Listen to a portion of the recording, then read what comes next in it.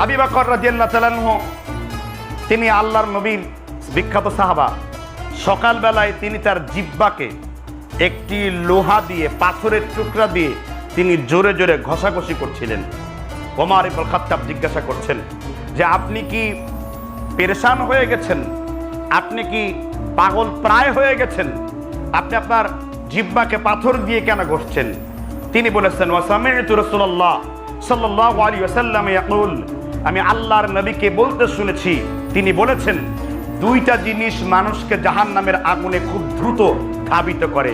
এর একটি হলো আল ফামু, মানুষের মুখ, আর দ্বিতীয় হলো আল ফারজু, মানুষের গুপ্ত স্থান। এই দুইটা জিনিসকে যে রক্ষা করতে পেরেছে, নবী বলেছেন তোমরা যদি তোমাদের দুই পায়ের মাঝখানের রানকে, লজ্জাস্থানকে, এবং তোমরা যদি তোমাদের মুখমণ্ডলকে হেফাজত করতে পারো, ও আদম আল্লাহুল জান্নাতি, আমি নবী তোমাদের নিজের কাঁধে চড়িয়ে জান্নাতে নেওয়ার ব্যবস্থা করে দেব।